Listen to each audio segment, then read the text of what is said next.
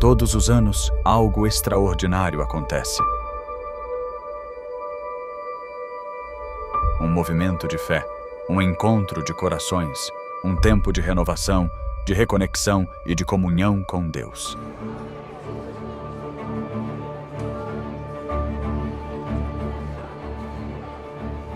Essa é a Campal Terceiro Anjo. Mais do que um evento, é um chamado divino que une famílias, amigos e irmãos de fé de todo o país.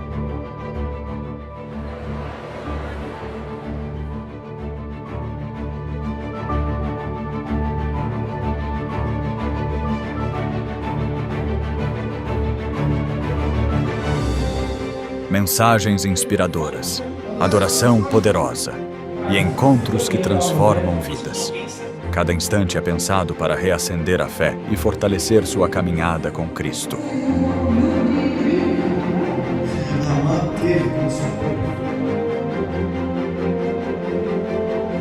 Dos mais experientes aos pequeninos, todos têm seu espaço. Programações específicas para crianças, jovens e adultos tocam corações de todas as idades.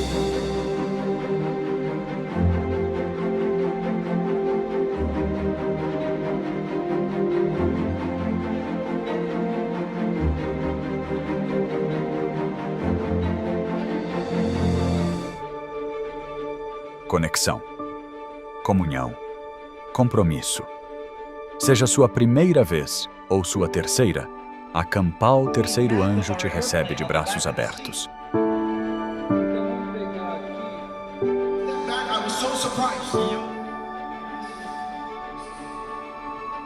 Isso não é só um congresso, é uma família, um vislumbre do céu.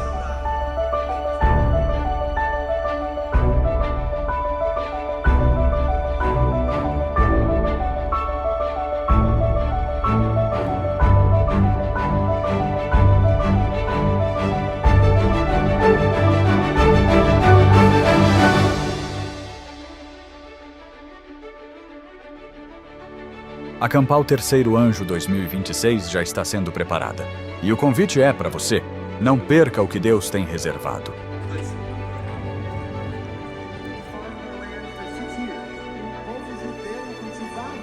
A cada ano damos um passo a mais perto do propósito, mais perto uns dos outros, mais perto do céu.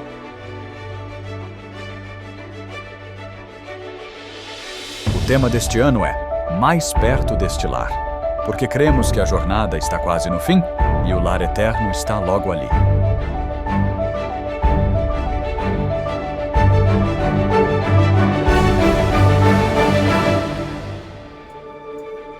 Campal Terceiro Anjo 2026. Mais perto deste lar. Esperamos você lá.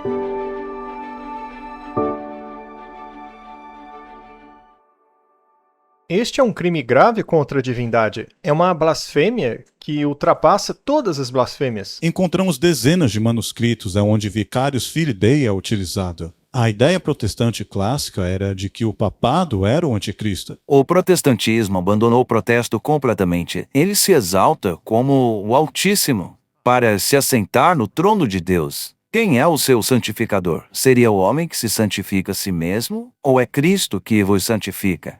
Eu prefiro aceitar a essência moral deste livro. Vocês acabaram de mencionar como o período atual é semelhante ao de 1888. Nós levamos as 3 mensagens angélicas para todo mundo. 2 das 3 alertam sobre um falso sistema de adoração e nos alertam sobre a sua marca. É interessante observar para onde o diálogo está caminhando no pensamento público, de que talvez a pena de morte possa ser aplicada na violação dessas leis. Deus nos revela qual é a essência moral. Ele nos ordena lembrarmos do dia de sábado.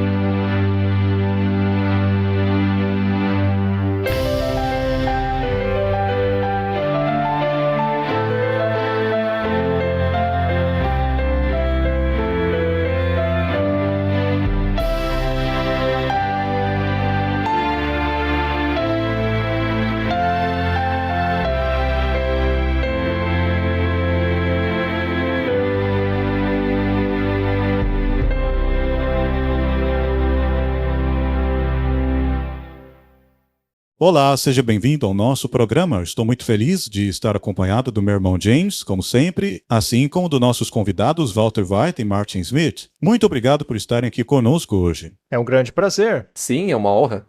Ao longo dos anos tem havido muita conversa sobre o homem do pecado e sobre o que é dito dele no livro de Apocalipse. Mas, sabe, existe um versículo antes do Apocalipse no Novo Testamento que fala sobre ele, sobre esse homem que se exalta acima daquilo que é chamado Deus. O que encontramos ali que seja de nosso interesse como protestantes historicistas? Bom, tem muita coisa nesse versículo que causou controvérsia ao longo dos tempos. Há pessoas, naturalmente, que querem adiar o evento para o futuro.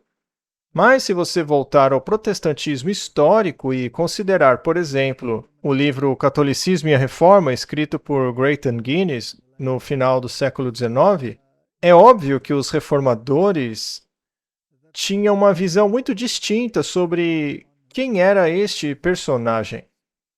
Eles afirmaram que era o papado, que estava tentando se sentar no templo de Deus, presumindo ser o próprio Deus. Ora, o templo de Deus é uma referência à igreja de Deus, pois Paulo, em muitos lugares, fala sobre isso. Por exemplo, ele diz em Efésios: vós sois o templo do Deus vivo. Portanto, o templo de Deus ao qual ele se refere aqui não é um templo de pedra, mas um templo de seres humanos, que compreende o Israel espiritual de Deus. E dentro deste meio cristão, surgiria este homem do pecado, que se exalta acima de tudo que se chama Deus e é adorado, de modo que se assenta nesta igreja fingindo ou se apresentando como se fosse Deus. É assim que interpretavam os reformadores, e historicamente não há outra maneira de se interpretar isso. Mesmo porque Paulo diz claramente que antes do Senhor vir, primeiro deve haver uma apostasia, e o homem do pecado, o filho da perdição, deve ser manifestado. E essa apostasia ocorreria quando aquilo que fosse um empecilho fosse removido do caminho. Aí temos que recorrer aos primeiros pais da igreja para ver a que isso se refere. E todos concordam que a referência ali é Roma pagã, que tinha que ser removida para dar lugar à ascensão do Papa. E então, eventualmente, este poder papal, que agora tinha autoridade concedida a ele, passaria a utilizar essa autoridade para si mesmo dentro da Igreja de Deus, fingindo assim ser o próprio Deus e alegando poder legislar acima do próprio Deus. Basicamente, essa era a interpretação dos reformadores, e essa é a interpretação que está 100% alinhada com os fatos históricos. Pastor Walter, você levantou muitos pontos importantes. Uma das coisas que temos descoberto aqui em nossos estudos é que quando analisamos o latim em 2 Tessalonicenses 2,4, quando diz que ele se mostrará como Deus, a palavra latina para se mostrar é ostendens. E essa palavra existe dentro do direito canônico e é usada na Distinctio 96, Satis Evidenter de Decretum Gratiani. E nós temos, na verdade, uma cópia desse direito canônico bem aqui. É de 1559 e diz claramente ostenditor, que vem da mesma palavra latina ostendens. E essa lei da igreja diz que o Papa não pode se submeter a poder secular e que é evidentemente chamado de Deus pelo piedoso príncipe Constantino, visto que é evidente que nem mesmo um Deus pode ser julgado pelo homem usando especificamente a palavra Deum aqui. Então encontramos isso em vários manuscritos por todo o Vaticano.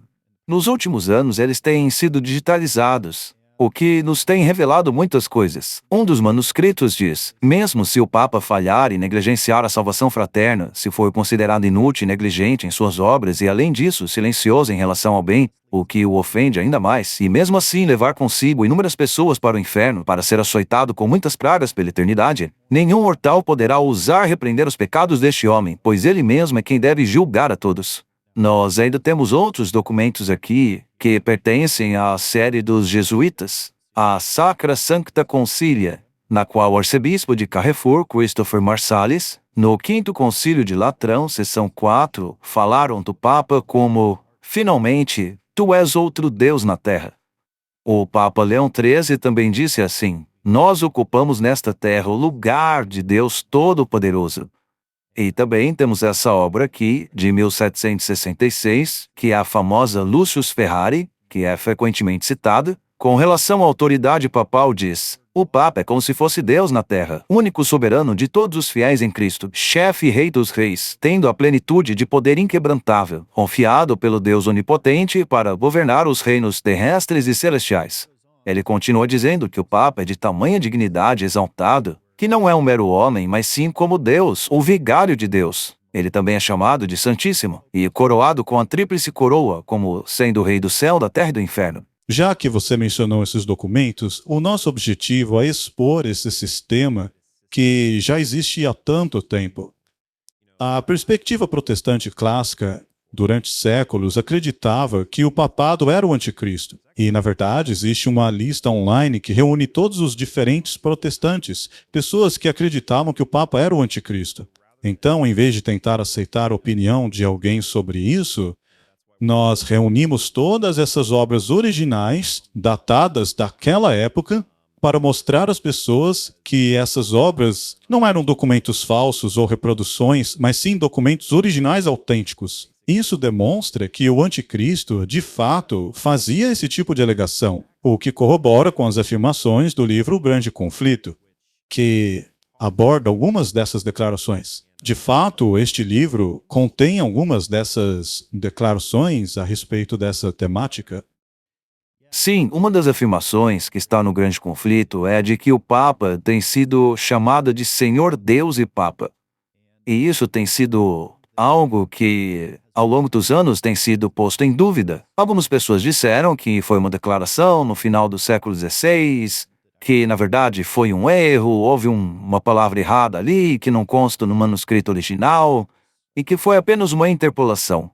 Mas uma das coisas que temos descoberto é que antes do século XVI, e até mesmo antes do século XV, vemos que esses títulos estavam incluídos na Extravagantes de João 22, que obviamente é consistente com o direito canônico. Algumas pessoas dizem que é apenas um floreio, mas não é consistente com o que todos os outros documentos dizem sobre o Papa. Havia um jesuíta, Andreas Udemann, que falava a respeito do Códice de Zenzalini, e ele dizia que a palavra Deum, Deus, não está lá, afirmando que lá apenas diz o Senhor Papa e não o Senhor Deus o Papa.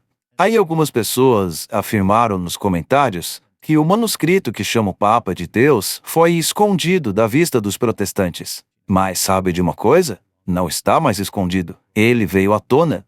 Aqui está o original, do século XIV, Vat-Lat, 1397. Aqui está o fólio 166V, no canto superior esquerdo, 6 linhas abaixo do topo. Pode-se ler claramente, Dominum Deum Nostrum Papam. Então veja, o original tem a palavra Deus. Ellen White estava certa o tempo todo.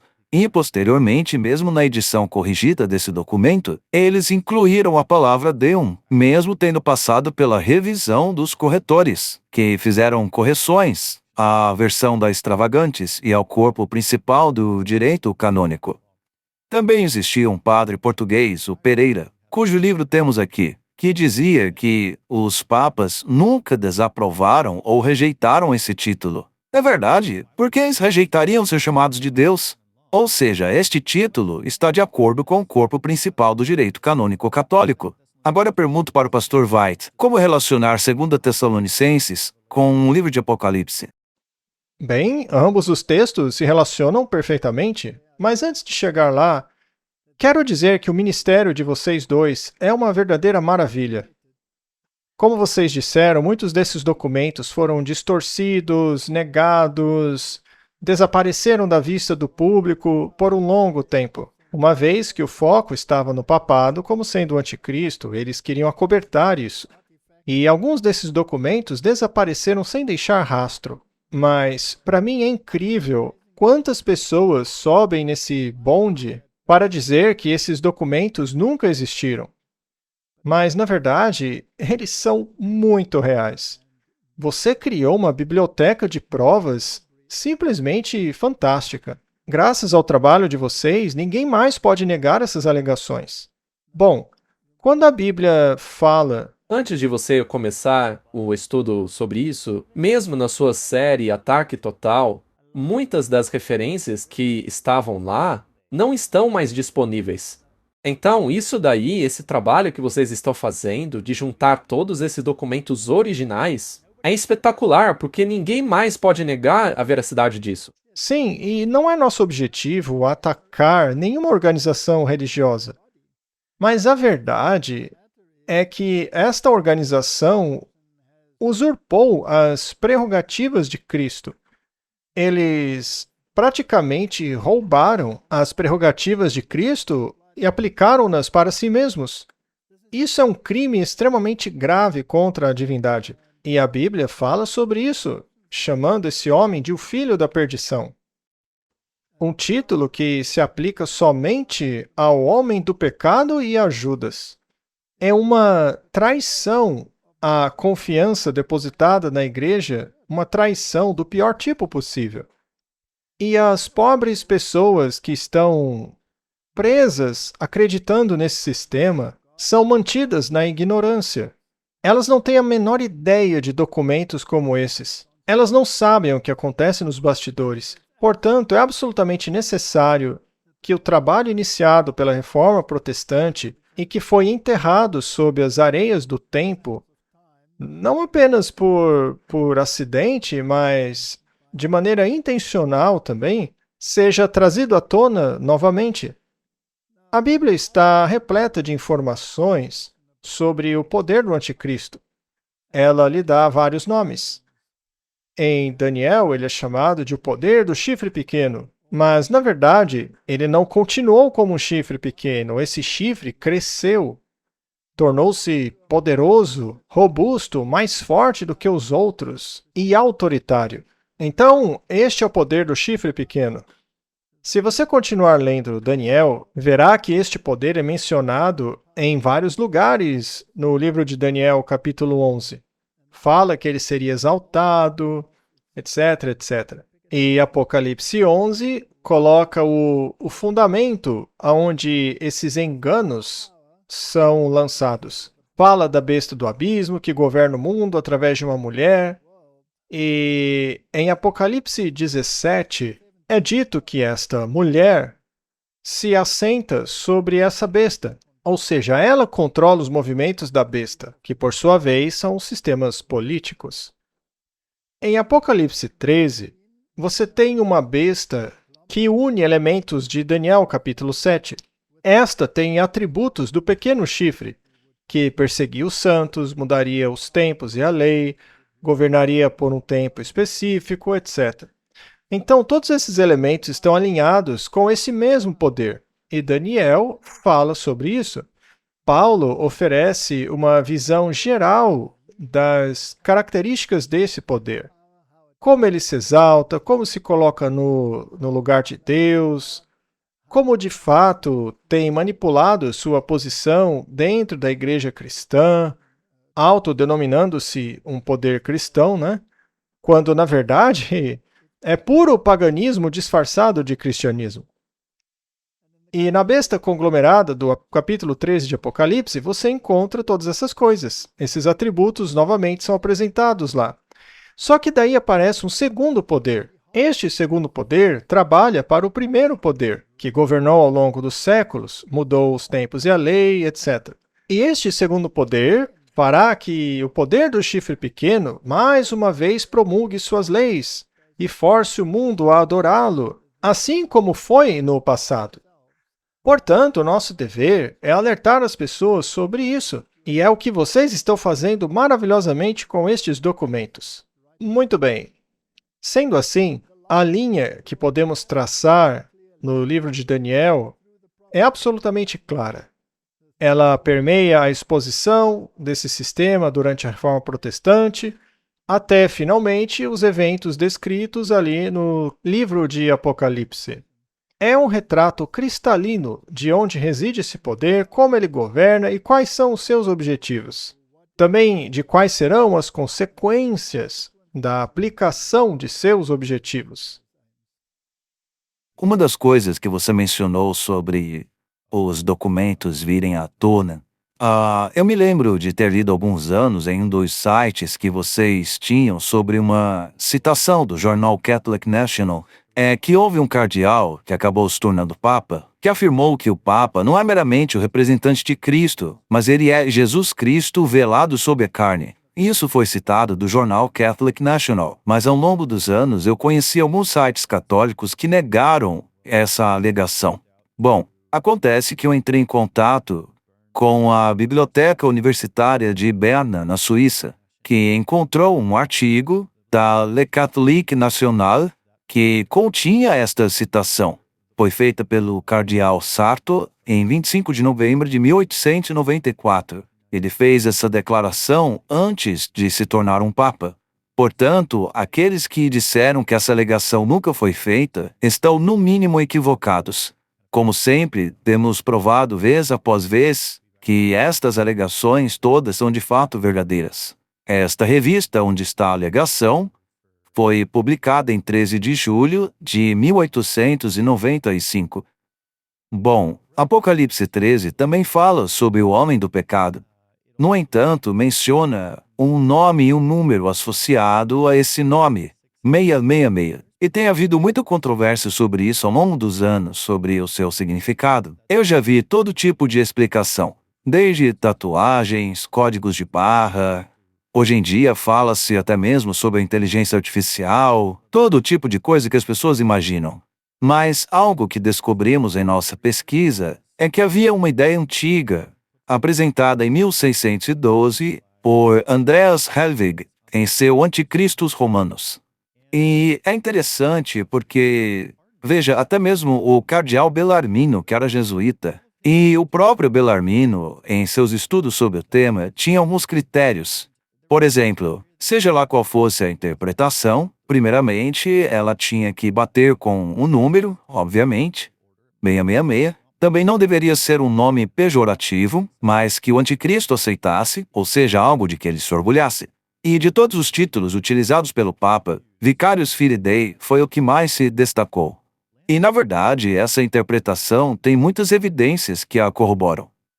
Recentemente, temos visto algumas pesquisas, mas antes, caso quem esteja assistindo não esteja familiarizado com a soma desses valores, aí está a gematria deste título, Vicarius Filii Dei. Bom, recentemente temos feito pesquisas com os manuscritos digitalizados lançados pelo Vaticano e encontramos muitos documentos onde esse título é utilizado. Em muitas situações, ele é utilizado mesmo no direito canônico. Esse título papal também está nesse livro aqui, a Distinctio 96. O capítulo é Constantino Imperador e também está no livro de Lucius Ferrari.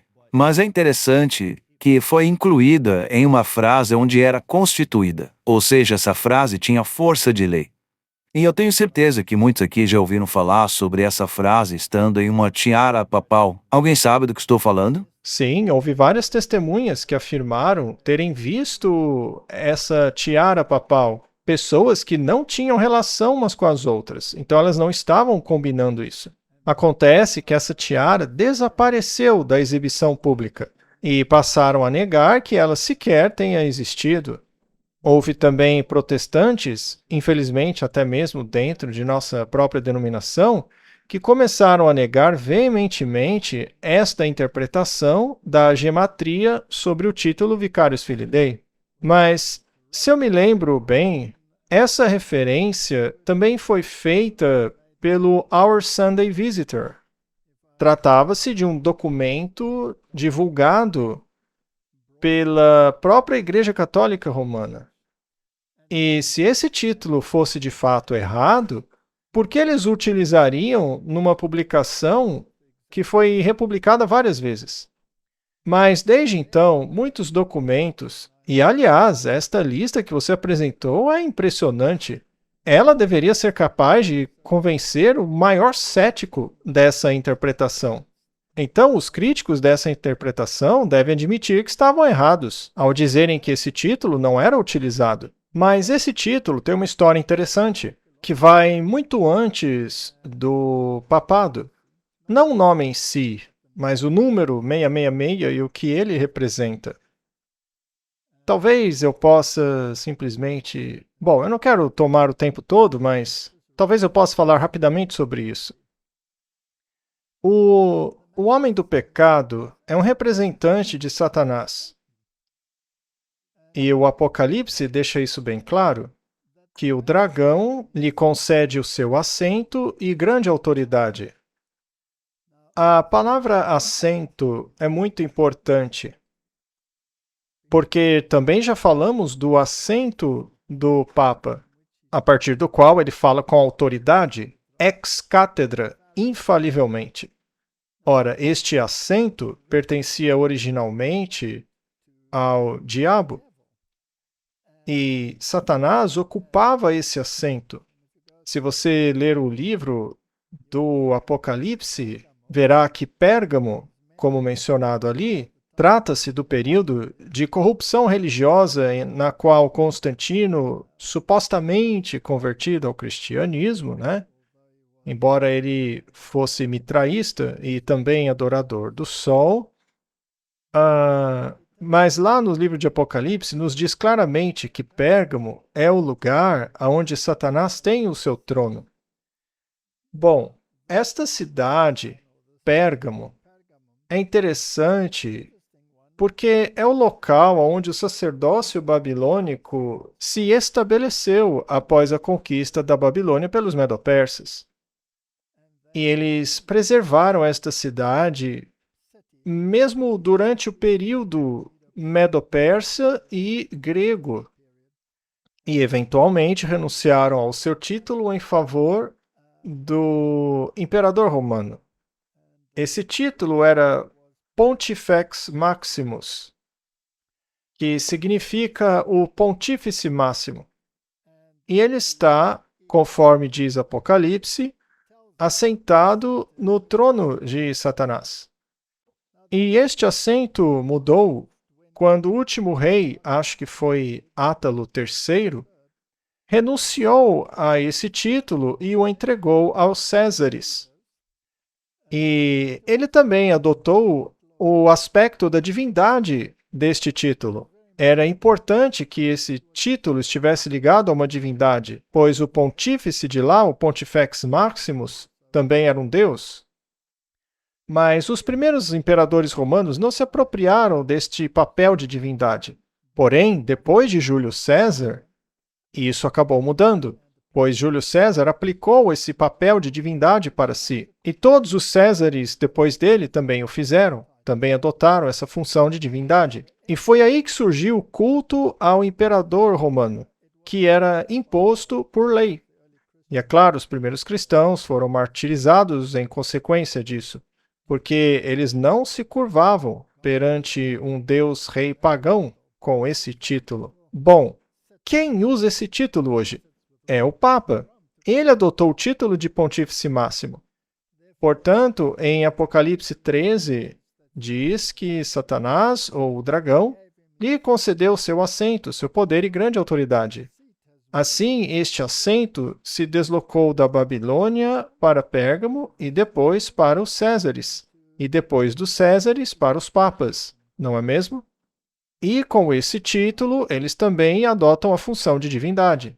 Então, você tem aí uma continuidade. Esse título acabou sendo adotado pelos papas, e eles têm muito orgulho disso, na verdade, por causa de todo esse peso que traz consigo esse título. Até mesmo, eu estava pensando nisso mais cedo, quando estávamos falando sobre os documentos originais, etc. Muitas pessoas dizem, mas isso foi o que eles disseram naquela época, agora não vale mais. Porém, há vários lugares onde você pode pesquisar isso, e eu acho que podemos falar um pouco também a respeito, mas um exemplo bem claro é que se você for na conta do Twitter do Papa, que agora se chama X, né? Ele coloca lá o título Pontífice Máximo. Pois é, eles continuam usando os mesmos títulos. Eles não podem negar isso sem violar a própria doutrina, porque a infalibilidade papal exige que eles não mudem suas doutrinas. É como uma lei dos medos e persas.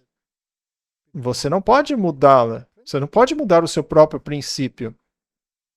E também é interessante que o número 666 pode ser encontrado em muitos dos símbolos pagãos associados ao culto do Sol.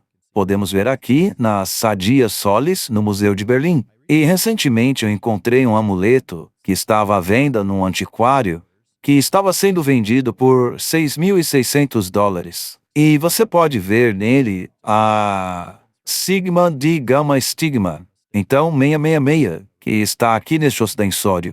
Mas uma das coisas interessantes sobre a tiara é que, embora nem todas as tiaras sejam fotografadas, e nós não temos provas fotográficas daquela, temos esta outra aqui, que foi um presente das senhoras da corte da realeza do rei Leopoldo II da Bélgica, apresentada ao Papa em 1871, e foi desenhada por Jean-Baptiste Bethuny de Ghent, em estilo neogótico, e tem uma inscrição em latim: Regnum atque populorum patri orbi supremo in terra rectori, Jesus Christi vicare infalibili.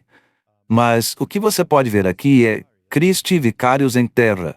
Mas um dos aspectos importantes disso é que aquele artigo católico admite que isto é a mesma coisa que Vicarius Christi e Vicarius Filii Dei. Em outras palavras, são análogos. Mas algo interessante é que, se analisarmos Levítico 24, verso 18, diz assim: quem matar uma besta, ou seja, um animal, pode oferecer outro animal em troca. O substituto é vicário, mas quando diz besta por besta, a palavra é anti, e é usada no sentido substitutivo. Ou seja, em latim, vicarius Christi é análogo em grego a anticristos. Portanto, o que realmente está dizendo aqui é anticristo, bem na frente da tiara. No que diz respeito a Vicarius Filii Dei, existia um documento falsificado, a doação de Constantino, que incluía esta frase específica dos decretais pseudo-isidorianos Vicario Filii Dei.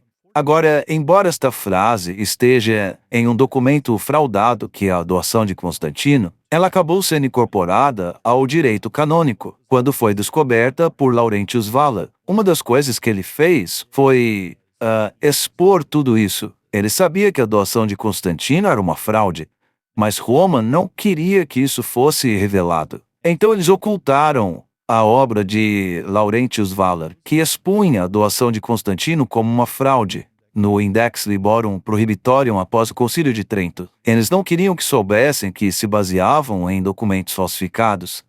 O que acontece, no entanto, é que essa frase do direito canônico foi utilizada em outros documentos, e documentos que tinham força de lei. Por exemplo, este que diz: o bem-aventurado Pedro é visto como tendo sido constituído Vicarius Filii Dei, assim também os pontífices. Também tem este outro aqui, veja. Mais uma vez é um trecho do Decreto Graciano, que acabou fazendo parte do corpo principal do direito canônico. Esse título pode ser visto em várias cópias disponíveis na Biblioteca Digital do Vaticano hoje. E a Distinctio 19 também faz menção a esse título, que diz: entre as escrituras canônicas, as epístolas decretais são coenumeradas. Então isso estava em conformidade com as escrituras canônicas. Então, tem valor legal isso daí. Então toda essa história de que essa frase não estava na tiara do Papa é uma cortina de fumaça. Pois, como acabamos de ver, esse título estava em documentos legais, documentos que tinham força de lei, portanto é um título de peso. Vemos um exemplo disso aqui do Corpus Iri Canonici. Essa edição específica foi apresentada em 1587. E o documento possui a introdução do Papa Gregório XIII, que considera o Papa Vicarius Filii Dei. Também podemos observar isso na Summa de Ecclesia do cardeal Juan de Torquemada. Temos aqui outra cópia, outra declaração, que foi incluída na Lisette Juxta Doctrina de João 22. Aliás, na época de João 22, houve uma obra apresentada por Agostinho Triunfante, cujo propósito foi defender a supremacia papal, a autoridade papal, e dizia assim: o imperador cristão Constantino testificou dizendo: o bem-aventurado Pedro foi constituído vicarius filii Dei. O que eu acho interessante... desculpe, isso aqui é a Lisette do Papa João 22, Justa Doutrina, que é a sua Constituição Apostólica. Portanto, agora sim, vamos para a obra Agostinho Triunfante, que está aqui. E essa cópia em particular leva o selo do Papa Gregório XIII, que foi o mesmo Papa que celebrou o massacre de São Bartolomeu. Mas, no mesmo documento, diz assim: Dies Sabbatae in diem Dominico iuria Papa mutata est. Ou seja, o Papa mudou o sábado para o domingo. Está bem aqui. Então, no mesmo documento, a autoridade papal é apresentada como algo muito elevado. Então, nós vemos essa referência à sua autoridade, bem como na mudança do sábado para o domingo. Isso ocorreu em paralelo com o uso do título Vicario Filii Dei. É interessante, então, observar que eles estavam interligados, as duas coisas. E também podemos encontrar Vicarius Filii Dei no site do Papa, do próprio Vaticano. Está até hoje lá na Constituição Apostólica de Rivi Muniensis, de 1965, o Papa Paulo VI, e também em Baffione, de 1968. Também temos isto nesta obra, como mencionei anteriormente, e podemos ver bem aqui, veja. Muito bem, então existem muitas provas. Sim, existem muitas evidências. E eu acho que tem mesmo que haver muitas evidências. Pare para pensar qual foi uma das questões principais de Lúcifer no céu. Um dos principais problemas dele era o orgulho que ele carregava no coração. Pense em Isaías 14, versículo 12, que diz: Como caíste do céu, ó Lúcifer, filho da manhã? Como foste derrubado até o chão, tu que enfraquecias as nações? Pois disseste em teu coração: Subirei ao céu, exaltarei o meu trono acima das estrelas de Deus. Eu me assentarei no monte da congregação, nos lados do norte. Eu subirei acima das alturas das nuvens. Eu serei como o Altíssimo. Bom, se observamos esse poder do anticristo, esse poder da besta e do chifre pequeno, um dos principais pontos que vemos mencionados ao longo das Escrituras é que se ele vai imitar Satanás, se ele é praticamente porta-voz de Satanás, então necessariamente ele tem que ser orgulhoso e arrogante como seu mestre. Então esse 666 não é algo secreto, não é algo que a besta ou Satanás escondem. Não, é algo que eles exibem mesmo para o público. É algo que eles querem que todos vejam. Vocês estavam, por exemplo, falando do título Pontífice Máximo, né? E veja, você tirou as palavras da minha boca, Martin, quando disse que o próprio Papa usa esse título no X dele. Está lá para todo mundo ver. Mesmo as moedas do Vaticano, você vê que usa o título Pontífice Máximo. Está bem ali, ó. Veja só. E também está nas igrejas do Vaticano. Podemos ver bem ali, na direita. Então não é segredo para ninguém. Isso não é algo que eles estão tentando esconder dos outros. Na verdade, há imagens do Papa com querubins ao lado dele, enquanto ele está sentado justamente num trono. Então você vê essa imagem e fica claro que ele se exalta como o Altíssimo. Ele está sim querendo mostrar que está sentado no trono de Deus. Então esse título, Vicarius Filii Dei, pretende substituir Cristo. E isso é uma grande blasfêmia, porque ninguém pode substituir Cristo. Mas isso é justamente o que se espera da besta, que ela tente fazer tal coisa. Eu me lembro de uma história de um aluno, que aliás era católico, que pretendeu analisar essa questão do 666. Ele disse: tá bom, vamos analisar esse título. 666. Qual título se encaixaria nisso? Bom, tem que ser um que o anticristo tenha adotado por conta própria, certo? Você está falando de Andreas Helvig, né? Sim. Qual foi o critério dele? Bom, Andreas Helvig era protestante. Na verdade, foi ele quem criou essa gematria com esse título. Ele nem era adventista. Isso aconteceu muito antes da igreja adventista. Mas uma das coisas que você mencionou foi a questão do orgulho e da arrogância papal. Em Daniel 7, esse poder tem uma visão muito elevada de si mesmo. Tanto é que ele alterou os tempos e as leis divinas. E este é um ponto crucial porque nesses manuscritos, uma das coisas que encontramos, por exemplo, nos decretos de Gregório IX, diz assim: é de acordo com a plenitude do poder que podemos exercer acima da lei. Na Vulgata Latina, em 2 Tessalonicenses 2,4, vemos o uso da palavra supra, que significa acima. E aqui neste documento católico, vemos essa mesma palavra, supra. E o documento continua dizendo: pois não é o homem, mas Deus que separa aqueles que o pontífice romano, que exerce as funções não de um mero homem, mas do verdadeiro Deus, tendo medido a necessidade e benefício das igrejas, dissolve não por autoridade humana, mas divina. E eu repito, esses documentos foram disponibilizados pelo próprio Vaticano. E aqui também diz que o Papa possui poder divino de determinação, e portanto altera a natureza das coisas, e a sua vontade se torna lei. E que ele pode se libertar da obrigação da lei, ele pode corrigir o que é injusto, alterando e corrigindo até mesmo as leis. É interessante a palavra utilizada para mudança ali, mutando, que significa mutar, de mutação. Eu acredito que em outras conversas, Walter, houve pontos interessantes abordados sobre como esse poder papal tem sido tão orgulhoso e se apresenta com tanta arrogância. Walter e Martin, quais foram alguns exemplos que vocês viram? E eu digo além daquela foto dele sentado entre os querubins, né? Mas quais outras evidências temos desse orgulho e prepotência do papado? Porque algumas pessoas tentam negar isso dizendo: ah não, o Papa é humilde.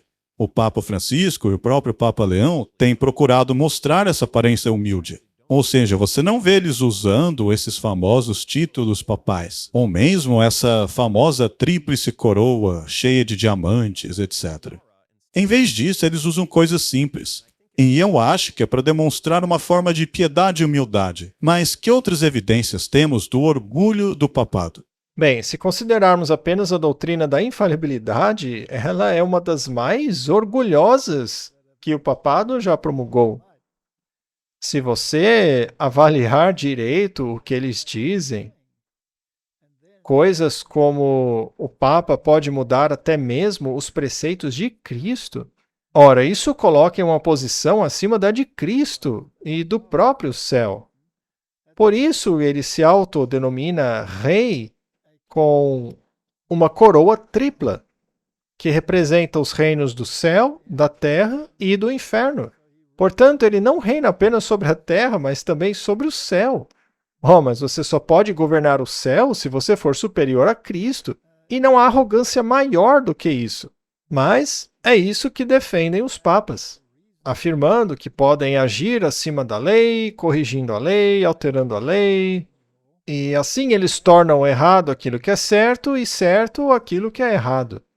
Os jesuítas chegam ao ponto de dizer que se o general diz que algo é preto e você sabe que é branco, você tem que se tornar como um cadáver e aceitar que aquele negócio é preto. Você sempre vai estar errado.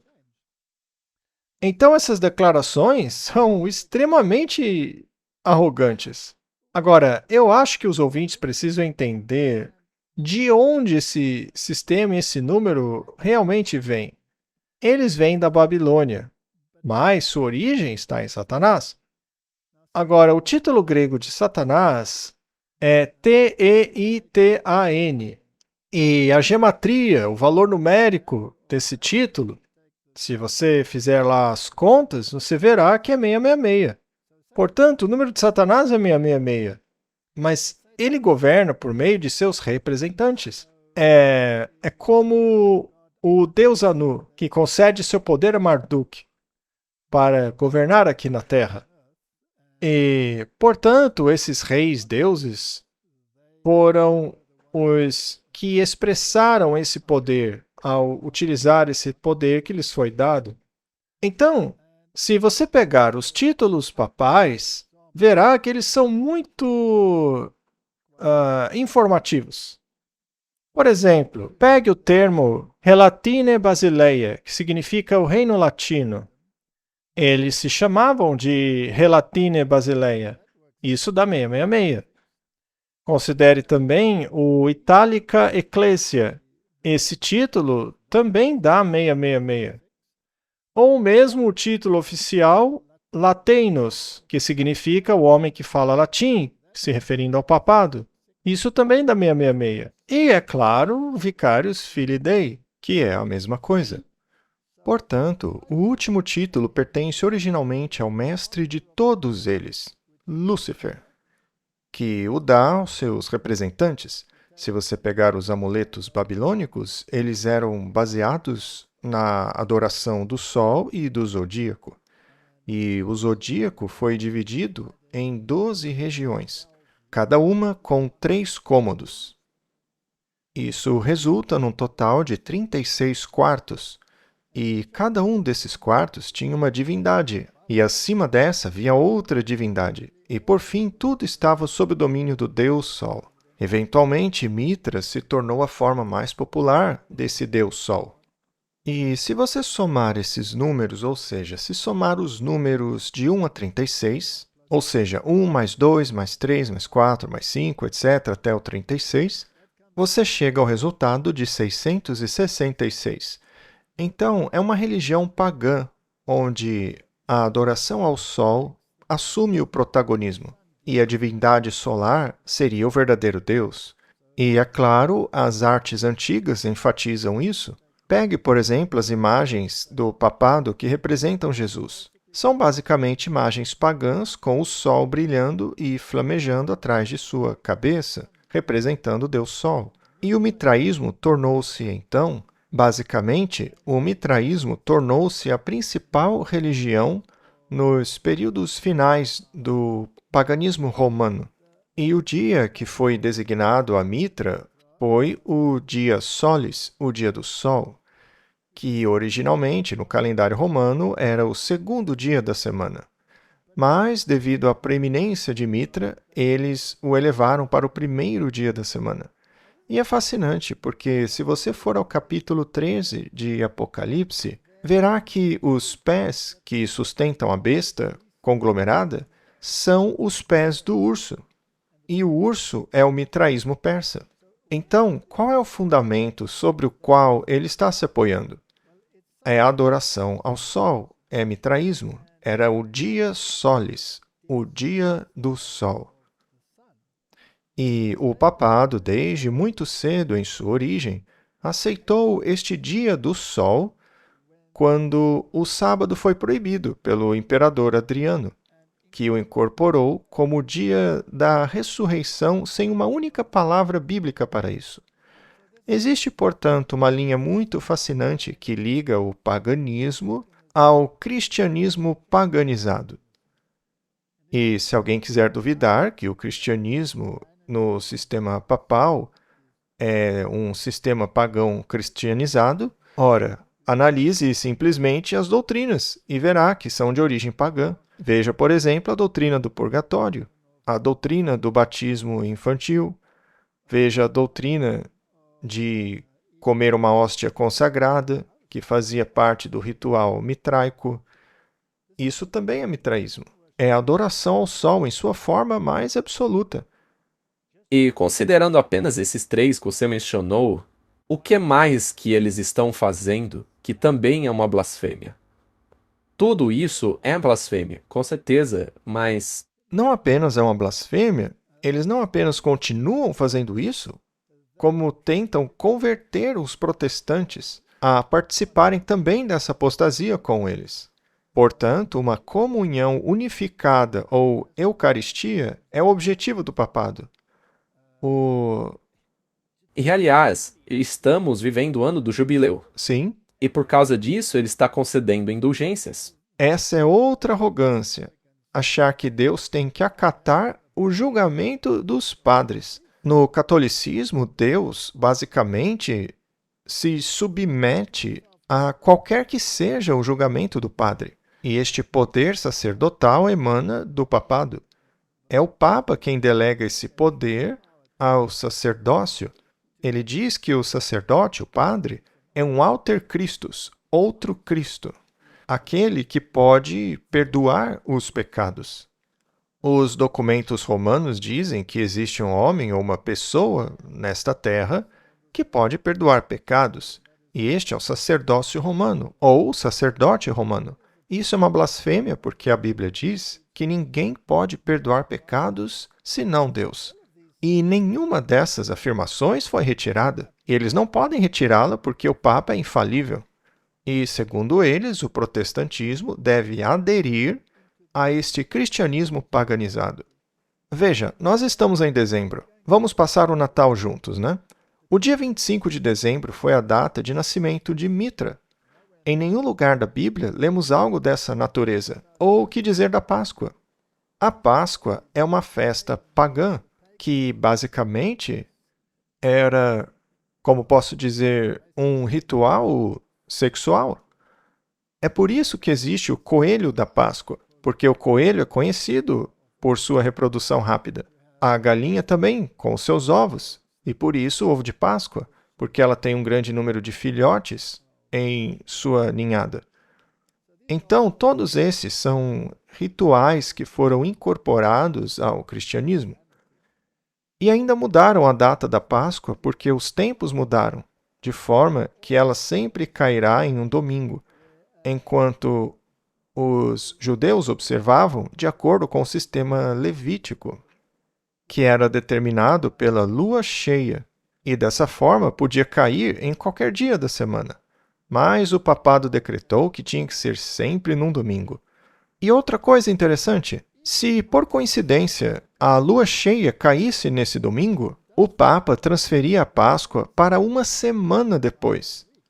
Foi exatamente isso que João Paulo II fez, acho que foi em 2001, quando a Páscoa foi antecipada em uma semana, porque coincidia com o feriado judaico, e eles não querem isso, porque é uma festa pagã que acabou sendo adaptada ao cristianismo. Então, tudo isso é pagão, e eles se orgulham disso. Eles não escondem nada. Outra coisa interessante é, quando falamos sobre o Papa se exaltando, lemos aqui mesmo no Catecismo do Concílio de Trento: bispos, padres, sendo eles intérpretes de Deus e embaixadores, empoderados em seu nome para ensinar à humanidade a lei divina, e como ocupam o lugar de Deus na terra, é evidente que nenhuma função mais nobre do que a deles pode ser imaginada. São chamados não apenas de anjos, mas até mesmo de deuses, pelo fato de exercerem entre nós o poder e prerrogativas do Deus imortal. Dentro desse sistema, existe um poder, ou melhor, dentro do papado, existe o poder de estar acima de todos os outros bispos e padres. E assim, ao se exaltar, ele se torna o Deus dos deuses, por assim dizer. Constatamos que isso se reflete de fato ao falar da natureza universal com esse bispo em Vatilate, 1321. Este documento contém trechos de Gregório VII, e bem aqui em latim, diz: Quod solus Romanus Pontifex Luria Decatur Universalis, que quer dizer, somente o pontífice romano pode ter o direito de ser chamado universal. Então ele se coloca acima de todos os outros bispos nesse sentido. E ao fazer isso, alterar a lei de Deus, e veja, uma das coisas que estamos tentando dizer ao mundo e que está lá em Apocalipse 14, é que há um grupo de pessoas que guardam os mandamentos de Deus, aqueles que não transgridem a lei de Deus, que se recusam a adorar a besta e a sua imagem, o que corresponde ao primeiro e segundo mandamentos. Também não se submetem ao nome da besta, que teria uma relação ao terceiro mandamento, e se recusam a guardar o domingo, que tem relação com o quarto mandamento. É interessante que essas pessoas que não se submetem à besta têm o nome de seu pai escrito em suas testas. E qual o nome de seu pai? Bem, em Amós 9, versículo 6, lemos: Senhor é o seu nome, e em Ezequiel 20, vemos mais uma vez aqui essa conexão com o nome. Diz assim: além disso, também lhes dei os meus sábados como sinal entre mim e eles, para que saibam que eu sou o Senhor, que os santifica. Portanto, o sábado é um símbolo, é um sinal exterior de quem é aquele que te santifica. É aquele homem que se diz santo, Ou é o próprio Cristo que vos santifica? Isso realmente toca no âmago do processo da salvação, no qual é o Senhor Deus que trabalha no coração para santificá-lo. E o próprio sábado está ligado a isso. É algo central para o protestantismo escapar do poder desse homem que acha que pode mudar a lei de Deus. Sabe, eu também me lembro de Ezequiel, aonde diz no capítulo 9, versículo 2, lá é feita uma menção à destruição, pois há um homem que sai com uma arma em sua mão para matar. E se você ler ao longo desse capítulo, há uma discussão sobre uma marca na testa que salva as pessoas dessa destruição. Diz assim: mate velhos e jovens, tanto crianças quanto meninas e mulheres, mas não se aproximem de nenhum jovem sobre quem esteja a marca, e comecem pelo meu santuário. Então existe na Bíblia essa ideia sobre a marca na testa que salva as pessoas. Êxodo 31:13 diz assim: fala também aos filhos de Israel, dizendo: guardareis os meus sábados, pois são um sinal entre mim e vós, por todas as suas gerações, para que saibam que eu sou o Senhor que os santifica. Walter e Martin, vocês estavam discutindo como existe simbolismo do sol na cultura do papado, ou seja, paganismo que se infiltrou no cristianismo. Agora, onde nas Escrituras se fala sobre as 4 abominações? Quais são essas 4 abominações? E qual foi a maior abominação para os judeus? É logo no capítulo anterior que você mencionou, em Ezequiel 8. Lá é mencionadas as abominações. Vemos o culto a Tammuz, que estaria tomando o lugar do próprio Deus, e também são mencionadas imagens reverenciadas ali. Mas a 4ª abominação é a mais grave de todas. São 25 anciãos de costas para o templo, curvando-se em direção ao sol. É a maior abominação de todas as 4 abominações. E é imediatamente antes do teste em Ezequiel, capítulo 9, que aliás é muito semelhante a Apocalipse 14, mas em Ezequiel você tem um sinal na testa que salva as vidas. Só que em Apocalipse 14 tem um sinal na testa ou na mão que condena as pessoas à destruição. Uma das coisas que eu ia mencionar também é que é difícil não entender isso quando se olha para todo o resto. Quando você estuda no livro de Apocalipse, a descrição desse poder de, por exemplo, Apocalipse 17, onde é representado por uma mulher segurando um cálice de ouro, e é claro, Roma também faz isso, até mesmo a própria palavra Vaticanus, vates, no dicionário latim, faz uma referência a profeta, por assim dizer, ou um adivinho, algum tipo de vidente ou preditor. E depois, annus, que significa mulher velha. Existe até um provérbio latino que diz annus substentus multum excitet pulveris, ou seja, uma velha que dança levanta poeira. Agora, voltando à palavra Vaticano, analisando o seu sentido, essa palavra significa velha da profecia. Agora, nós encontramos, mesmo lá na igreja de São João de Latrão, que originalmente foi a residência dos pontífices por mais de 1000 anos, vemos logo ali ao lado uma inscrição Sacros Lateran Ecclesiam, Urbis et Orbis Ecclesiarum Mater et Caput. Aqui ela se autoproclama mãe das igrejas. Voltando ao Edito de Constantino, que foi promulgado em 7 de março de 321, ele faz menção ao venerável Dia do Sol e fala sobre reunir pessoas para adorar naquele dia. Então, ali mesmo, quando o cristianismo estava ainda em sua infância, apenas 300 anos depois, já acontece essa mudança do sábado para o domingo, onde ele faz um decreto para obrigar as pessoas a adorarem no dia do sol, que por sua vez tem conotações interessantes quando olhamos para Roma e vemos que eles costumavam adorar o sol invictus. Também interessante que tudo isso, e com Constantino, por volta do ano 321, e poucos anos depois, 325 também, acontece o Concílio de Nicéia. Muita coisa estava acontecendo naquele período. Na verdade, o que aconteceu agora há pouco? Bem, 1700 anos depois, acabamos de presenciar algo grandioso com essa igreja-mãe. Como se ela estivesse reunindo os pintinhos sob suas asas. Vocês sabem o que aconteceu recentemente? Sim, eu fiquei fascinado ao ler sobre a visita do Papa à Turquia. Lá ele visitou a mesquita. Bom, nesta ocasião, ele não quis orar com o imã, que é o chefe muçulmano ali. Ele deu uma desculpa e depois foi falar com o patriarca da Igreja Ortodoxa.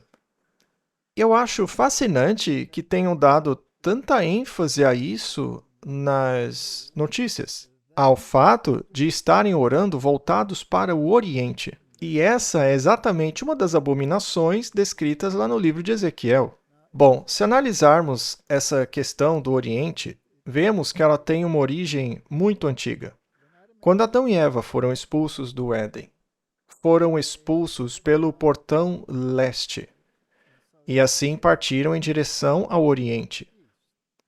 No início, todos eles adoravam voltados para o oeste, o ocidente, porque oravam voltados para o Jardim do Éden, que agora estava interditado para eles, porque o querubim estava lá impedindo a entrada. Portanto, o culto era direcionado para o oeste, mas Caim foi para o leste, para o oriente, e dirigiu sua atenção para o sol nascente.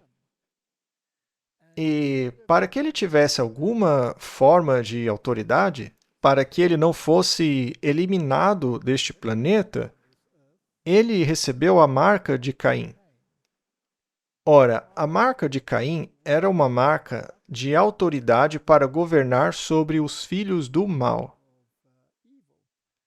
E é interessante notar que o papado reivindica exatamente este poder, esta autoridade de governar sobre o povo desta terra. E ninguém tem o direito de julgá-los. Os papas se consideram donos de toda a propriedade, algo que Deus também reivindica. Os papas alegam ter o direito de confiscar os bens de qualquer um acima da lei. E ninguém mais tem o direito de fazer isso além deles. Então eles podem remover governos, livrar-se de reis, fazerem tudo o que querem. Só que ninguém pode fazer o mesmo com eles. E o fato é que todas as suas igrejas estão construídas voltadas para o leste, ou pelo menos a maioria delas, de modo que o culto seja voltado sempre para o oriente, algo que no livro de Ezequiel é descrito como uma abominação, porque isso representa adoração ao sol. Sendo assim, é por essa razão, pelo menos para eles, que o dia do sol deve ser o ponto alto como dia de culto. Isso é um símbolo perpétuo do seu poder, e eles afirmam isso em seus escritos. Esse poder foi tão longe no passado que aqueles que não o aceitavam não podiam comprar nem vender. Era isso que eu queria mencionar rapidamente. Eu acho que a gente ia falar disso em breve. Mas se lemos em Apocalipse 13, versículos 16 a 18, e aliás, eu acabei de me lembrar, quando você mostrou aquele documento que ainda está no site do Vaticano, datado de 1965, creio eu, isso ocorre após o Concílio do Vaticano II. Ou seja, não houve mudança alguma na doutrina do Vaticano. Foi algo que me ocorreu. Muito bem observado. Talvez vocês fossem falar sobre isso, mas quando lemos o versículo 16, diz assim: E ele faz com que todos, pequenos e grandes, ricos, pobres, livres e escravos, recebam a marca na mão direita ou na testa, para que ninguém pudesse comprar ou vender, exceto aquele que tinha a marca, ou o nome da besta, ou o número do seu nome. E então ele identifica esse número como 666. Talvez você possa nos explicar rapidamente o que significa ter esse número. Ter este número significa que você se submete à autoridade da besta. Porque Caim, que recebeu a marca de Caim, tinha autoridade para punir 7 vezes mais qualquer um que se opusesse a ele. E seus descendentes posteriores aumentaram isso para 70 vezes 7. E eu acho fascinante que Cristo, por outro lado, nos diz para perdoarmos 70 vezes 7. É claro, há traduções modernas que distorcem isso, mas enfim. Mas, obviamente, isso é uma referência aos capítulos 8 e 9 de Daniel, que se referem ao encerramento do tempo de graça após 70 vezes 7. Então, se deve perdoar até o fim do tempo de graça. Mas quem possui esse poder de perdoar ou não perdoar em termos dos poderes terrenos? Ora, o papado reivindica esse poder. E se você se submeter a isso, se você aceitar essa autoridade dele, neste caso, você é servo de quem a quem está se submetendo. Mesmo que não esteja adorando. Mesmo que seja apenas para ter liberdade na sociedade. Vamos colocar dessa forma. Se você recebe a ordem para fazer algo que vá diretamente contra a explícita vontade de Deus na Bíblia, e você decide ir contra o que diz a palavra de Deus apenas para seguir a vontade dos homens, neste caso, você recebe o nome ou o número da besta, porque você está sendo leal a ela. Você recebe o nome dela. E na Bíblia, nome é uma referência ao caráter. O caráter de Deus é retratado pelos 10 mandamentos. Então, se você se submeter ao caráter do homem do pecado, que alterou os 10 mandamentos, que aliás é uma abominação, então você estará sujeito a este poder. E se você o colocar em um nível de autoridade superior, como o nível de Cristo, então você estará sim adorando uma falsificação. Portanto, basicamente, teremos apenas dois lados no fim dos tempos. Teremos a marca de um selo, como mencionado em Ezequiel, que estará na testa, que simboliza que a pessoa entendeu e aceitou aquilo como sendo a verdade.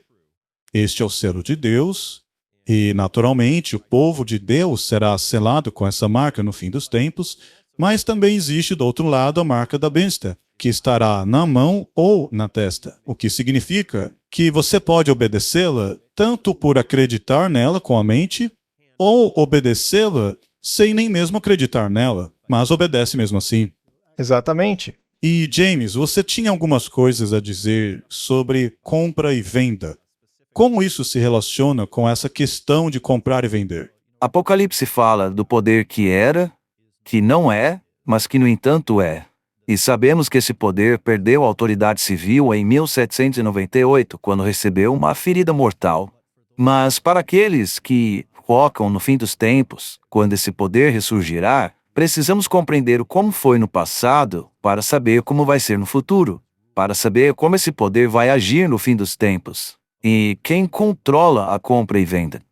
E algumas evidências disso estão no Papa Alexandre III, no Concílio de Tours. Isso também está na Biblioteca Digital do Vaticano, que eles têm digitalizado nos últimos anos. Ele disse: proíbem sob anátema qualquer que ouse mantê-los em suas casas ou propriedades, sustentá-los ou negociar com eles. Então veja a questão da proibição de negociar, de fazer negócios.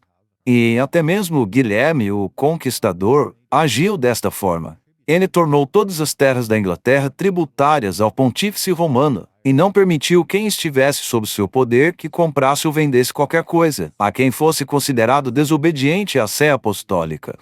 Então, no passado era assim: olha, todo mundo tem que obedecer Roma, tem que obedecer o bispo de Roma, o Papa. E eles garantiam essa obediência por meio da coerção, por meio de impostos e removendo privilégios e direitos das pessoas. Então, basicamente, o plano do diabo aqui é fazer que você ame os confortos dessa terra mais do que ama o seu Salvador. No fim das contas, é isso que ele quer. E a triste realidade é o que está acontecendo com toda essa questão do ecumenismo e até mesmo a questão do nacionalismo cristão nos Estados Unidos. Agora tem aqueles que estão defendendo a obediência irreconciliável. O que eles querem dizer com isso é que todos têm que receber a marca na mão. Você é forçado a fazer isso com a sua ação, ainda que não acredite nisso.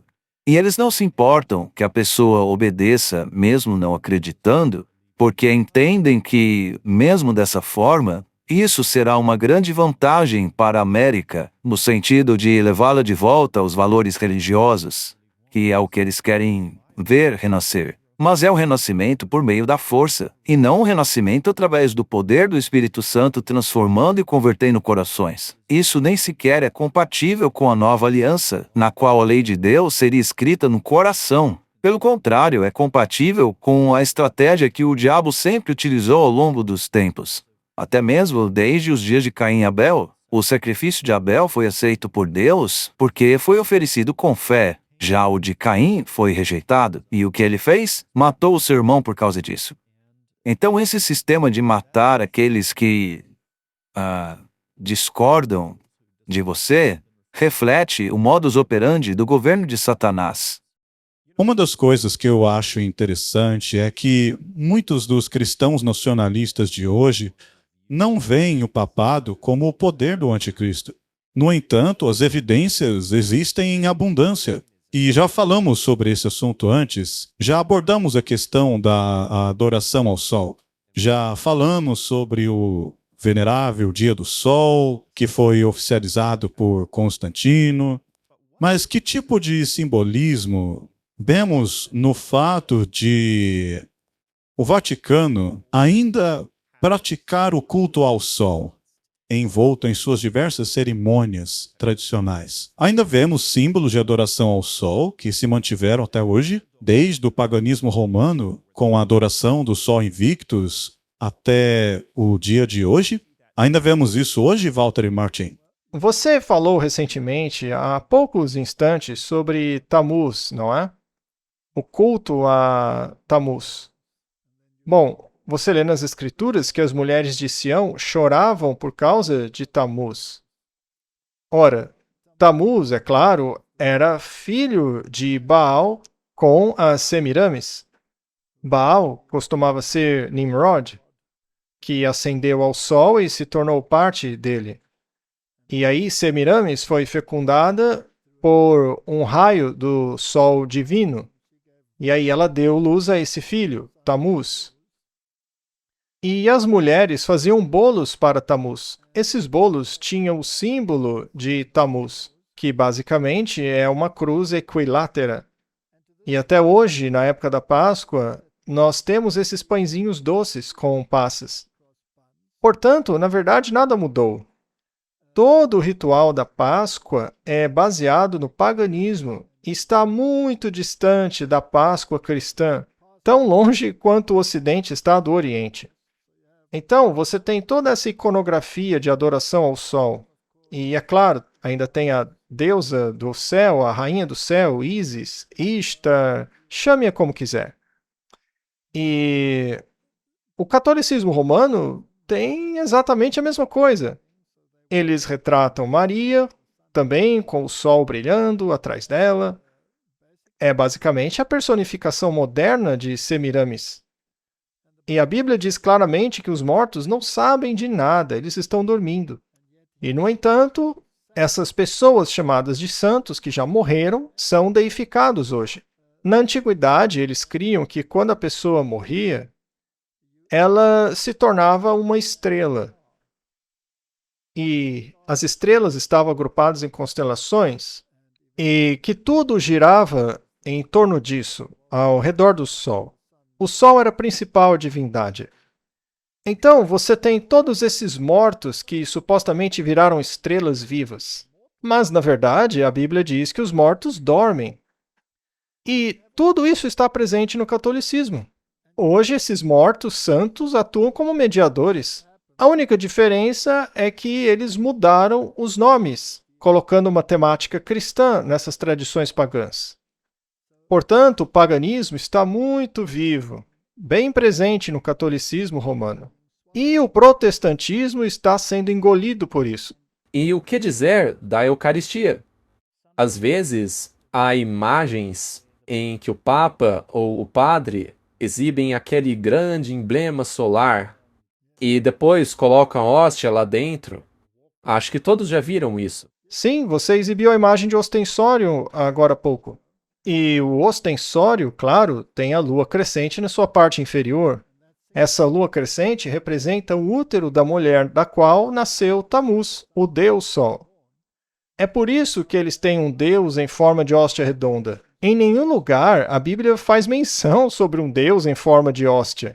E esse Deus pagão é implantado dentro deste útero na lua crescente, e o ostensório, por sua vez, geralmente tem pequenas hastes retas e curvas presas a ele. Essas linhas curvas representam o feminino, já as retas, o masculino. É uma forma de culto fálico, se você preferir chamar assim. Então, isso é carregado e adorado. O que acontece até hoje nas procissões papais, nas quais eles marcham com suas hóstias consagradas, levando-as pela rua para ser venerada. Isso é puro culto ao sol. Em nenhum lugar da Bíblia esse tipo de coisa é ordenado. Uma das coisas que estamos vendo está em Apocalipse 14, onde sabemos que há muito paganismo na Babilônia, mas para onde tudo isso está caminhando no sentido profético? Há um aviso ali sobre a marca da besta, que protestantes desde o tempo de Thomas Tilton, Peter Chamberlain, John Levington, muitas outras pessoas identificaram o domingo como sendo a marca de Roma, ou a marca da besta. É interessante observar para onde o diálogo está caminhando no pensamento público. E uma das coisas que tenho visto recentemente é que o X se transformou numa plataforma, especialmente desde que o Elon Musk a comprou, mas nesta plataforma, esse discurso de implementação do decreto dominical está a todo vapor. Em alguns dos comentários que vemos lá no X, são de pessoas defendendo a prisão de pessoas que quebram o sábado. Já outro comentário diz que é perfeitamente justo forçar o sábado cristão com penalidade civil, com leis contra blasfêmia, penalizando civilmente os cidadãos que podem frequentar cultos nesse dia e se recusam a fazê-lo. Aí uma pessoa perguntou, quais seriam as penalidades por violar o sábado? Envolveria matar a pessoa? Afinal, a lei de Moisés fazia isso.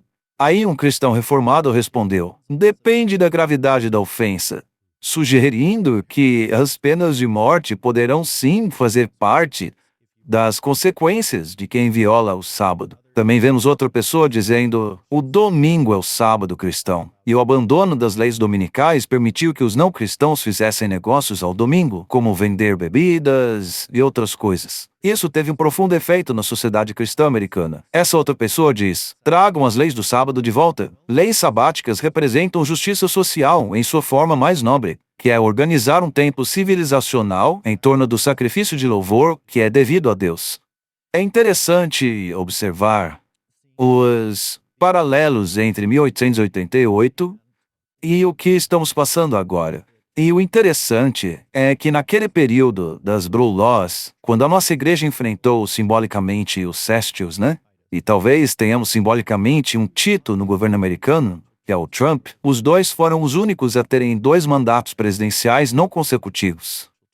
E, paralelamente, naquela época houve o Papa Leão XIII, em 1888, e agora temos o Papa Leão XIV. Naquela época tivemos o projeto de lei dominical Blair, e hoje temos o projeto 2025, impulsionado por Jonathan Berry, com propostas muito semelhantes com relação ao domingo. E é interessante notar que naquele período houve uma forte influência dos impostos, das tarifas, com William McKinley. Houve quantidades enormes de impostos naquela época. E agora isso está voltando. E naquela época também tivemos a crise de imigração. Foi outro fator importante. E naquela época tivemos a Associação Nacional de Reforma. E hoje nós temos a nova Reforma Apostólica. E naquela época também se falava sobre a Era Dourada. Tinha muita conversa sobre isso, sobre controle de grandes empresas, controle do setor privado influenciando o governo, e hoje, coincidentemente, também se fala muito sobre a Era Dourada. Fala-se sobre a construção de um suntuoso salão de baile presidencial. Então, existem tantas semelhanças com o que aconteceu em 1888 e o que acontece hoje, que é no mínimo intrigante. Naquela época também houve a Revolução Industrial e hoje temos a Revolução da Inteligência Artificial, que está em pleno curso. Então existem muitas semelhanças curiosas entre 1888 com o cenário que estamos vivenciando agora. Eu realmente acho que em termos proféticos estamos muito no fim. E sabe, você tem razão, tem essas pessoas no X falando sobre domingo, querendo forçar a barra, e nem todas elas são católicas. Na verdade, a maioria não é. E sabemos que haverá uma tríplice união entre o protestantismo apostatado, o catolicismo e o espiritualismo. Bom, o que eu vejo em Apocalipse 13 é que temos a primeira besta e depois dela vem uma segunda besta, que forma uma imagem da primeira besta. E aqui estamos nós falando sobre simbolismo solar, paganismo, e as evidências estão aí, todos podem ver. Curiosamente, os Estados Unidos também compartilham de certos símbolos pagãos. E as evidências estão aí, ninguém pode negar. Veja, por exemplo, o obelisco, bem lá no Vaticano, que é um símbolo pagão egípcio.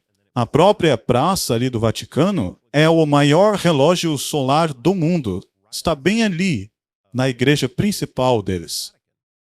E o próprio edifício, com a sua cúpula, por exemplo, que está bem ali na Praça de São Pedro, onde tem aquela cúpula arqueada, que na verdade era usado para isso, era um templo solar, onde você tem toda a luz vindo do sol lá de cima, mas se você olhar para o teto da Basílica de São Pedro, você verá raios do sol por toda a parte ao redor dela.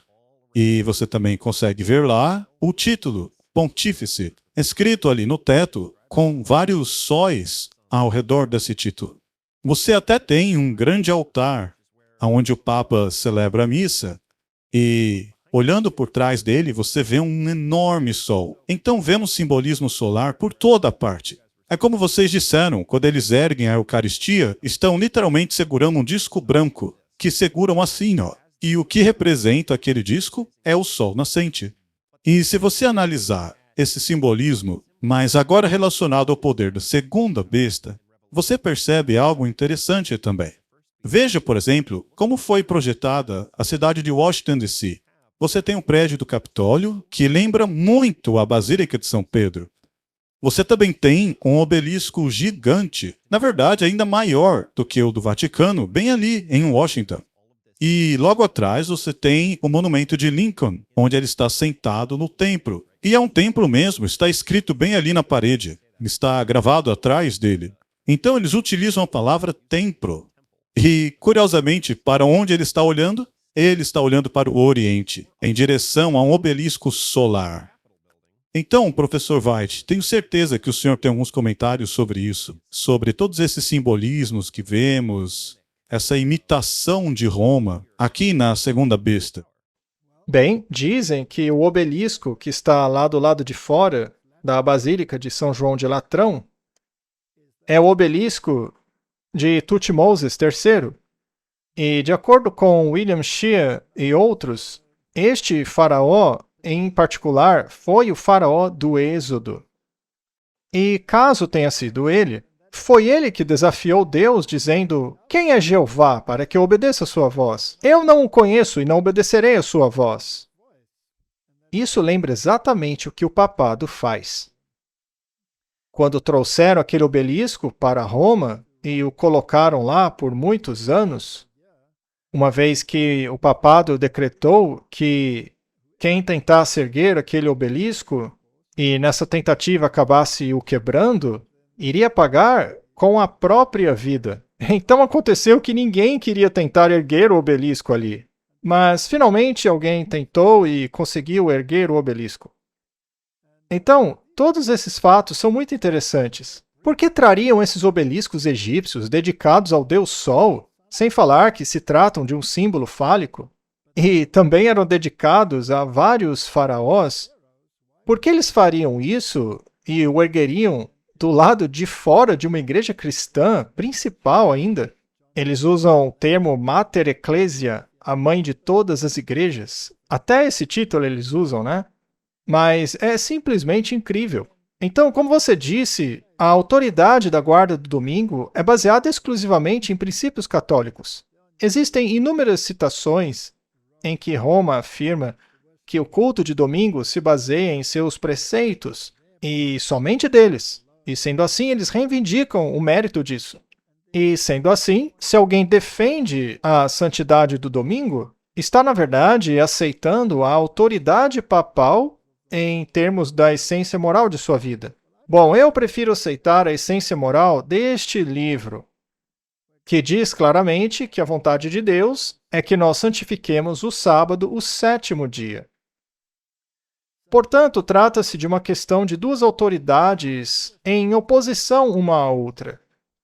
É uma questão da marca de Deus contra a marca da besta. É uma questão de autoridade. Sendo assim, a qual autoridade eu estou me submetendo? A autoridade da besta, do Papa, ou a autoridade de Deus? Enquanto a mim e a minha casa, eu me submeterei a Deus e a sua palavra, e não à autoridade de um usurpador terreno. É interessante você mencionar esse obelisco, porque não foi justamente esse faraó que proibiu o descanso aos sábados? Sim, era isso que eu queria comentar. É a mesma coisa. Vocês deixam o povo Shabat, ou seja, descansar no sábado. Você, Moisés, obriga o povo a guardar o sábado. E essa era uma lei anti-faraó. Na verdade, se voltarmos um pouco, lá no Concílio de Nicéia já se falou um pouco sobre isso. No entanto, foi no Concílio de Laodiceia que este assunto tomou uma grande proporção, porque lá proibiram a guarda do sábado. E foi exatamente o que o faraó fez. Ele disse: você, Moisés, faz o povo guardar o sábado. Agora eu estou te dizendo, você não terá mais descanso.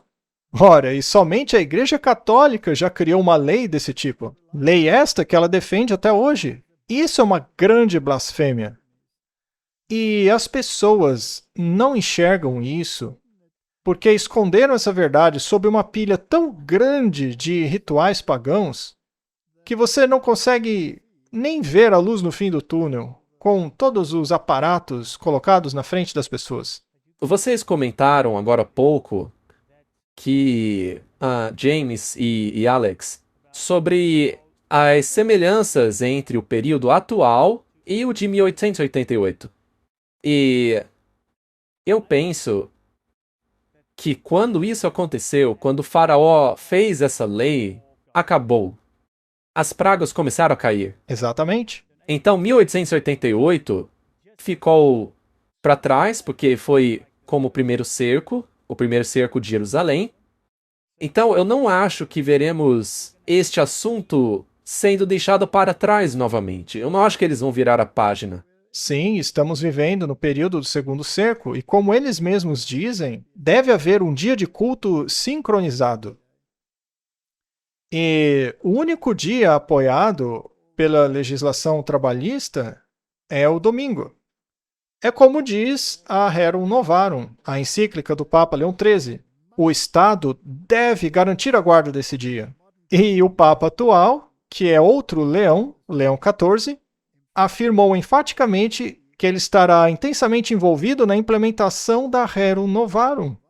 Bom, essa questão do domingo era o ponto principal da Rerum Novarum, onde toda a legislação trabalhista deve ser centrada em questões morais como a do domingo, pois é esse dia, essa marca, que determina a quem você se submete. Uma coisa que eu acho importante é que nós, como adventistas do sétimo dia, e está inclusive no nosso logo, é a mensagem dos três anjos. Essa tem sido a nossa mensagem ao mundo. Essa é a nossa mensagem. Apocalipse 14, versículo 6 em diante. Esta é a nossa mensagem para o mundo.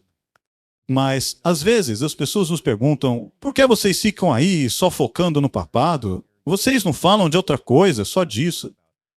Ora, mas é por causa dessas mensagens. Quando você lê essas três mensagens, duas delas alertam sobre um sistema falso de adoração e a outra nos adverte sobre receber a marca dele. Então, se você não está ouvindo essa mensagem no púlpito da sua igreja, será que essas três mensagens estão sendo pregadas? Essas mensagens falam sobre esse assunto.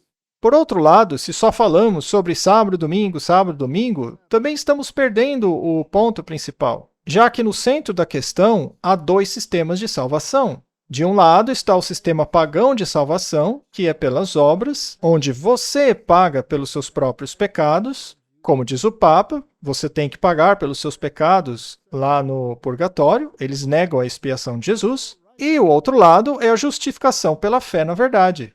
Será que a justiça pela fé anula o cumprimento da lei? Não. Paulo disse: anulamos, assim, a lei por meio da fé? Deus nos livre, nós estabelecemos a lei. É porque você está salvo pela justiça, por meio da fé, que você vai passar a viver em harmonia com a lei. Enquanto que no sistema papal, é por meio da obediência que você entra em harmonia com o sistema. Existem, portanto, duas maneiras totalmente opostas de se encarar a salvação. Em uma delas, Cristo é o centro, ele é o sacrifício expiatório. Do outro lado está Roma, que nega essa expiação, e o purgatório é prova disso. Eles afirmam isso publicamente, dizem abertamente. Portanto, não se trata de uma religião cristã, mas sim de uma forma de paganismo cristianizado. E também, se você mostrar continuamente às pessoas o que Roma foi, o que tem sido e ainda é, elas conseguem enxergar todos os seus tentáculos. Então, não é apenas uma igreja, uma organização religiosa. Não, ela tem tentáculos em tudo na sociedade. Portanto, é por isso que focamos tanto no papado. Porque a Bíblia não alerta sobre os outros poderes, mas ela foca nesse sistema. Vamos pegar o papado moderno.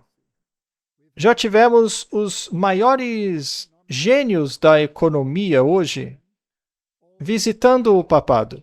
Os maiores representantes da comunidade esportiva visitam o Papa. O Papa atual acabou de receber a visita da turminha de Hollywood. Chefes de Estado e governos visitam o Papa.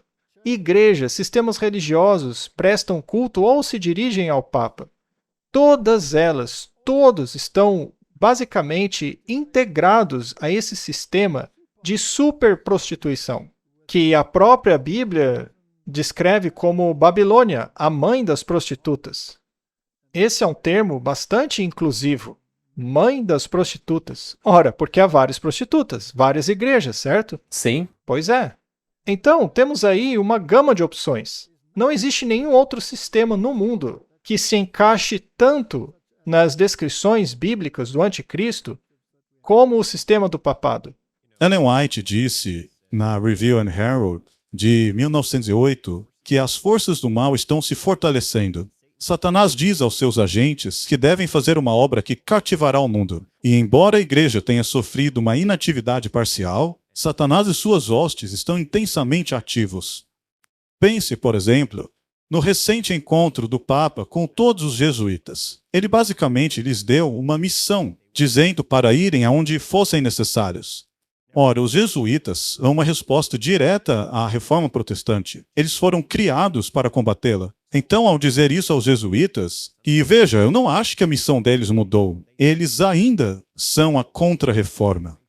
Então, quando o Papa se reúne com os jesuítas e diz, eu preciso de vocês, quando ele assumiu o cargo e depois de um mês já falava em unir o Oriente com o Ocidente, e agora ele vai ao Oriente para conversar com o Bartolomeu, com o objetivo de acabar com a cisma e chegarem a um acordo, o objetivo de unir os dois, ou seja, impulsionando o ecumenismo, você vê que ele não está perdendo tempo.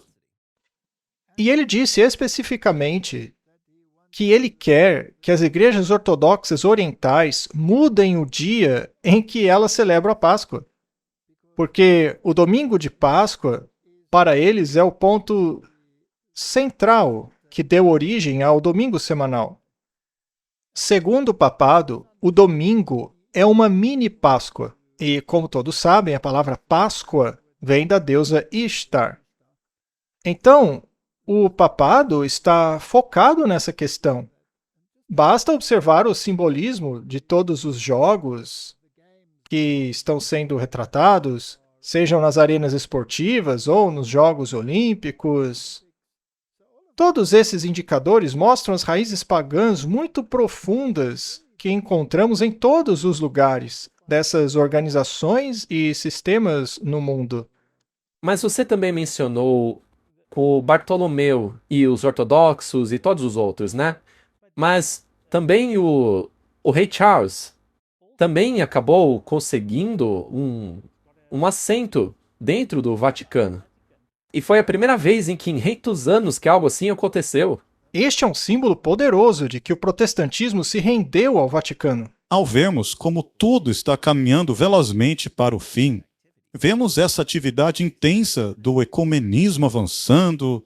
Isso deveria nos inspirar, porque estamos vivendo os últimos momentos da história deste mundo. Há 8 bilhões de pessoas vivas neste planeta, mas em breve ele será um lugar deserto. Em apenas alguns anos, não sabemos a hora exata, mas está chegando com grande rapidez. Voltando às mensagens dos 3 anjos, 2 delas são alertas contra a Babilônia e a sua marca. Mas sabe, o primeiro anjo fala sobre o evangelho eterno, que deve ser proclamado aos que habitam na terra. Então a questão não é que estamos aqui dizendo, prepare-se, pois chegará um período assustador, no qual você não vai poder comprar, vender.